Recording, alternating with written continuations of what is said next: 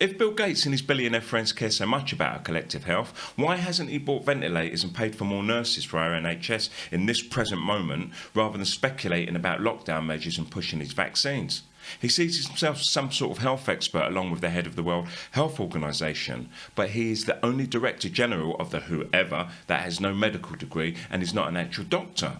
Bill Gates funds the WHO and is busying himself planning the complete destruction of our freedoms by pushing his COVID vaccine agenda. But if he's a big-hearted philanthropist, everyone says, why doesn't he just produce ventilators to save vulnerable lives right now? Why not contribute financially to those with no income? I think it's because he's actually a very sinister individual and he openly wants to reduce the population. His views and behaviour are at odds with the nice fluffy image we have fed of him as a charitable figure. He also stands to make an obscene amount of money from the vaccines he's pushing on us. But it's not about money. It's about power and exerting control. It's about his God complex and wishes to control humanity and our numbers on this planet. I don't trust him. Public Health England or the World Health Organization, they all have vested financial interest in the outcome of this crisis. Whenever anyone dares to criticise a narrative, they are insulted, laughed at and always asked, are you a scientist? No. Well, shut up then. But Bill Gates isn't a scientist. He's a computer programmer. He just has money and is powerful, and we've been trained to look up to billionaires like they are gods. Are you a doctor, or do you even have a medical degree? No. Well, your opinion doesn't matter. Yes, I agree to an extent.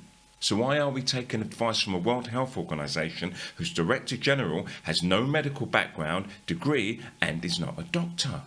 Every other leader of the World Health Organization has been a doctor, but the current leader is a former Ethiopian foreign minister with a pretty awful human rights record against his own people. He's been installed as he is sympathetic to the plans of the New World Order. In the last decade, I've seen television become the most mindless drivel, either totally unintelligent or ultra-violent. We've been collectively desensitised to violence via Netflix and Hollywood, dumbed down with shows like Love Island being the top-watched show in the UK. It's the equivalent of feeding a child junk food and wondering why they're sickly and weak. Social media was created to distract us, to ruin our attention span and engage the part of the brain responsible for addiction, always needing a hit, some likes, some new stimuli. Even people that are aware of the struggle, they struggle with the addiction and bad thinking that has been encouraged, myself included. It's become normal to isolate oneself in whatever group we feel defines us and stand up for our rights. But what I rarely see is everyone fighting, people angrily policing each other and getting their own personal traumas trigger, whatever they might be. Don't misunderstand. I don't seek to minimise anyone's personal struggle, but I do think we've been hugely manipulated and got collectively lost along the way. And while we're fighting over words and labels, our masters laugh and exert greater control over us. Is it maybe time to unite and unlearn some of this learned behaviour? When you have hurt people attacking each other and going round in circles, while we have a common enemy eroding our minds and our rights, who is benefiting? Who is winning? I've seen some very decent people accused of being racist, being TERFs, being anti-Semitic, being a Nazi or even a paedophile for simply questioning officialdom.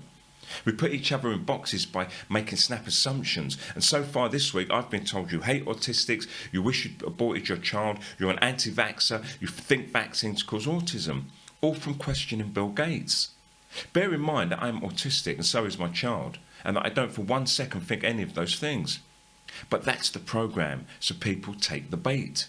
The same as an angry Jewish woman telling me I'm an anti-Semitic piece of shit who hates Jews and can go fuck myself, in response to me questioning Bill Gates and his eugenics.